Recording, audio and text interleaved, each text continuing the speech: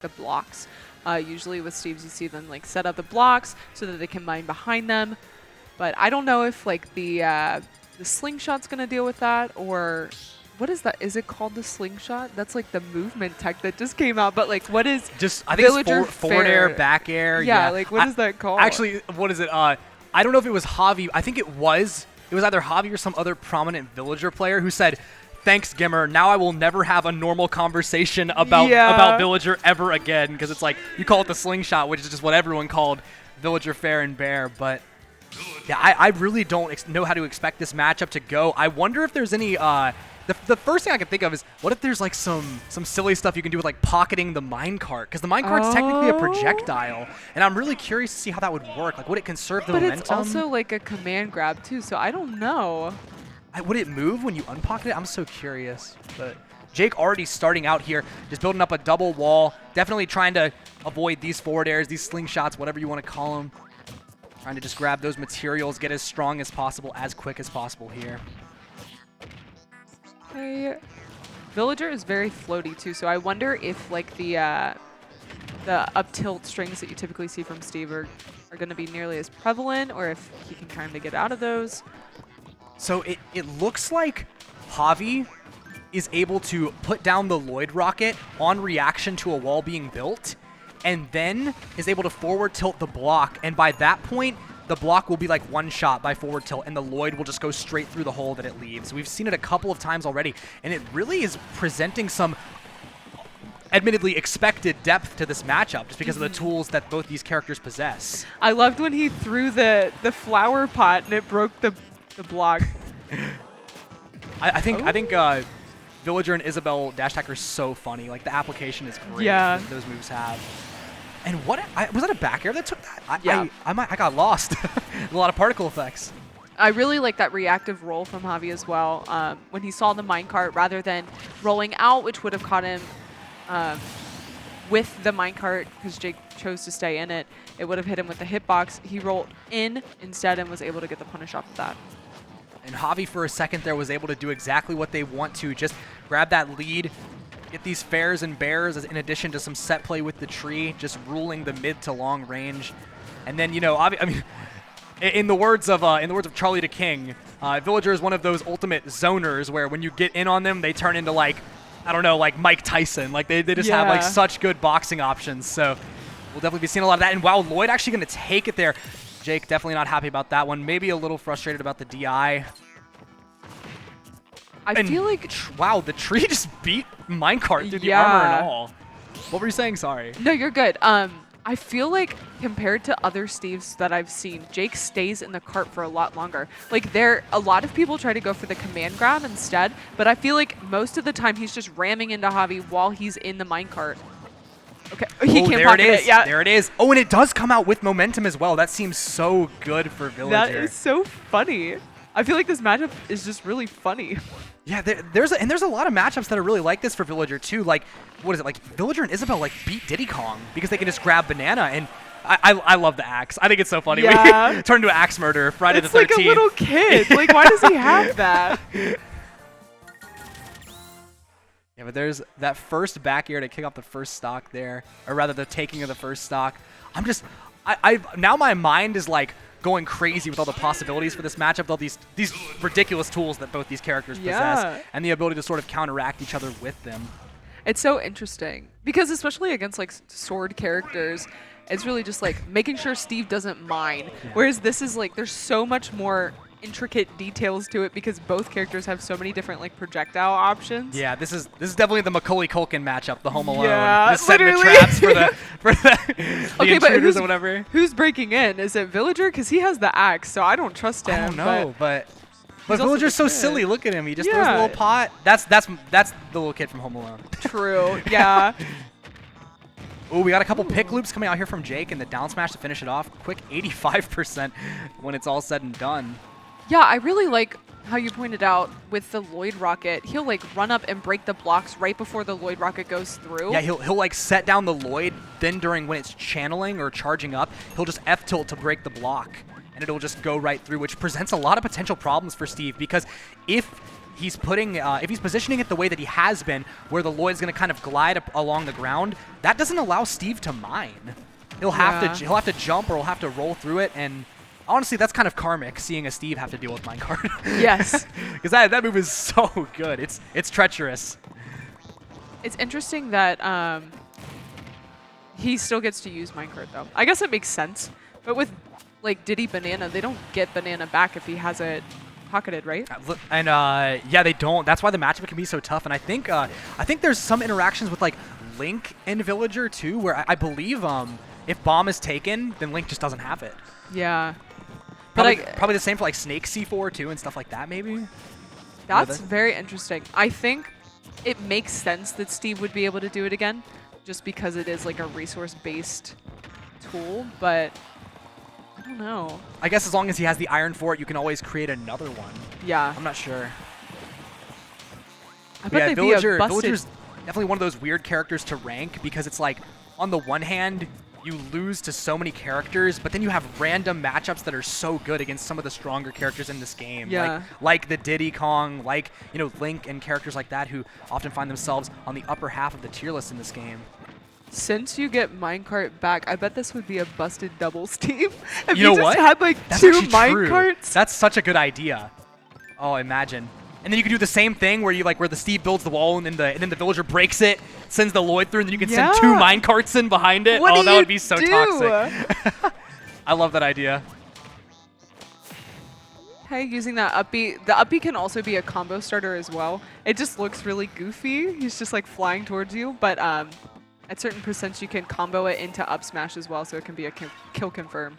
Oh yeah, I think yeah, Steve has a lot. It's just so many crazy confirms. Like especially with minecart, they go off stage, they have to start mashing, and then you can just get the free forward air there for the spike, as we saw earlier. Jake did that to Danny a couple times, I think. Yeah. Maybe more than a couple, I think, if my memory serves correctly. But yeah, because you can get the forward air if they go off stage, but if they land on stage, you can just run up and up smash too. At higher percent, you don't want to be anywhere near the minecart, and I think that Javi's done a really good job of avoiding it so far. ooh, not quite gonna kill, surprising. But the Nair surely will do it there. Great call out by Javi on the Elytra angle there. Yeah, so far Jake has been like going straight towards the ledge. Sometimes you'll see them, Steves get like a little mix up where they go high and then they go low and then they go back up to the ledge. Because in order to get the momentum, they have to go low first. Yes. But he's been going like straight towards the ledge, and Javi's been able to catch him with Nair a couple times. And Steve just has mix-ups for days off stage. It feels like you have the extra jump with minecart. You can stall out with TNT, and even if you don't have the materials for TNT, you can actually still stall because the animation will play. Similar to how when Wario doesn't have bike, it'll still play that animation. Power rails though, he definitely had enough materials for the minecart in that case.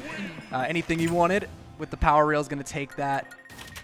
I think power rails is just such a like he needs it mechanic. Like Yeah. it's like oh yeah, just give it to him. Like Kazuya having tough guy. Yeah. Like, cause why not, you know? Because it's game breaking and I don't like it. That's why. Ah, come on. I'm sure they'll love it. Yeah, I think in that Villager. that situation that was rough because like it was like a good 10 seconds that Steve was just building the wall, and so I think he just got really frustrated and tried to jump over top, and did not work out for poor little Villager. Yeah, and it's like Steve just has so much of what would probably a lot of players would consider auto conditioning, because just mining itself conditions you to approach. The wall can condition you to jump if you don't have proper setups or the ability to sort of outrange Steve through the wall. And it's just like, that's why so many people say like, man, you're not even playing Smash. Like, you're playing Steve game. Like, Yeah. you're literally just playing This Minecraft is literally over just here. Minecraft. Yeah. Which, I mean, granted, if you're as good as Jake at playing Minecraft inside of Smash Brothers, I'd say, you know, you deserve a little bit of what you got. Oh, wow. But it's also Villager, so he's making that back. Yeah, but that damage definitely there, though. I'm surprised Javi was not able to pocket the minecart there. I guess it does not work if Steve is inside of it. Yeah. I know you can still reflect minecart if Steve is inside of it, but pocketing it might be a little much there. And the invincibility frame's actually not able to do it. Yo! Wow, the anvil just gets snatched up and dropped, though. That is so funny looking. Drop the piano on him. That's Yeah. so funny. It'd be funny if you could pocket the minecart while he was still in it. I feel like that should just be like a stock. Like he's just in the pocket. It's like when you now. footstool Squirtle during Yeah. side B, like just goes into free fall. or just just sits like a there, helpless rolls state. on his back. Yeah. Yeah, Javi doing a really good job here of just kind of walling him out with the fair and back air. Avoiding that grab. Yeah, and catches him too on the minecart. I am noticing though, it's more than just Jake, you know, Jake, I feel like isn't really playing as if he's in the lead per se. Like he's definitely still trying to pressure a lot, and Javi is harassing him with the fairs and the bears, not allowing him to stock up too much materials. Although he does already have a diamond in the bank, and I believe you can actually have 2 stored. It will not denote that in the resource menu in the bottom, but you can actually have 2 diamonds at once in your inventory. Not even counting the one that Jake would currently have. I really like that call out, catching the landing with a grab. Yeah, and catches him going high as well with up air taking the stock. And so far, it's pretty even. Javi sitting at 64%, but just a few fairs and back airs, playing really patient, not trying to rush in on Jake will get that percent right back. I like that F smash by Jake there, because if Javi did land on the platform, the crafting table would have increased, or rather extended, the hitbox of the move, which would have given it more, I like more of a chance of hitting him, catching the landing. Maybe if he went for a delayed landing of some sort, or a landing nair, would have beaten it out in spades. Ooh. What about TNT? Can you pocket TNT? Yeah, there it is. Yeah, you can. That is so funny. That must be why we haven't seen it so far then, because Jake must have some amount of experience. Finally decided to give him a little bit of leeway, said, I'm going to put this TNT here, and then... I'm curious if it just, like, explodes immediately once you drop it. I do wonder about that. Maybe it takes it, like, in whatever state it's already in. That would make sense, too. Like, if the fuse... Yeah, so the timer is preserved. Yeah, we have received word from last. Not quite a pick loop there, but it's sort of a not really a custom combo either. Just classic Steve fairs and nairs. Is the composition of the ground different for the different stages? It is actually, yeah. That is so cool. I believe that Lilat is Steve's best stage because the stage is made out of metal, and you're the most likely to get iron there. But Lilat not legal here, and so I think in that case it would probably be FD, because I think that's the stage where Steve has access to shovel.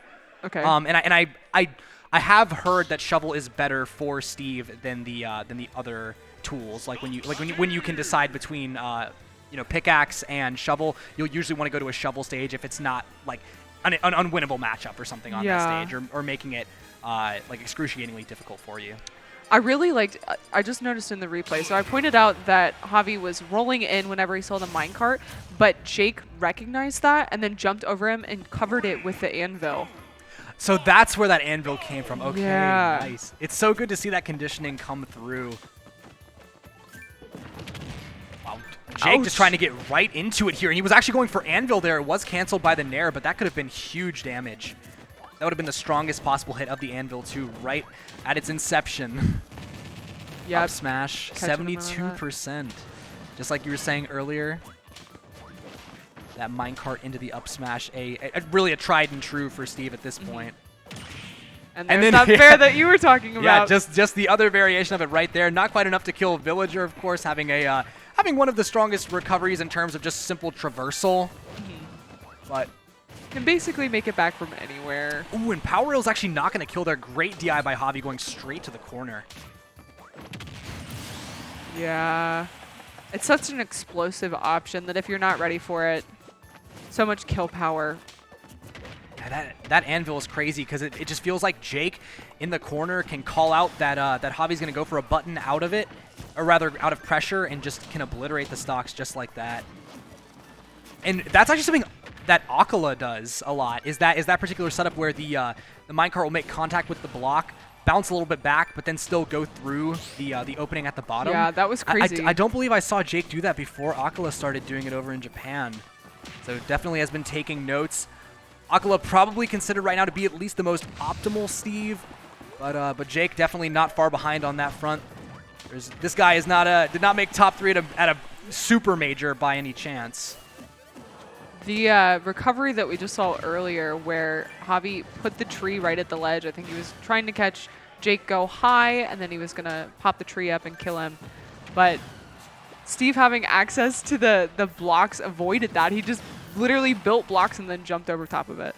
Like, he could probably do that there too, but instead chooses to use the up B and try to get back to stage, and it did not work out for him. And great play there by Javi to finally take that first stock. And to be honest, it really seems like that's kind of just the story of this game, of this set here really is, oh, I finally got the stock. Because it feels like Jake will be taking the first stock, gets a ton of materials before eventually dying at just some huge red number %, and then has just more than enough materials to really coast through on the rest of the game, just able to do damage and maybe pick up some materials when he has a moment. But most of the time, just able to sort of devote to taking out Javi. That's crazy. He also built the block so he could avoid the Lloyd rocket as well. Oh, mistiming the F-tilt there to break the blocks. And here we are. We just see Jake with so much materials to spare. Yeah, this has to be very frustrating if you're Javi, having to go through these blocks and literally, like, dig your way through the stage. Wow. Oh, wow. That forwarder outranged the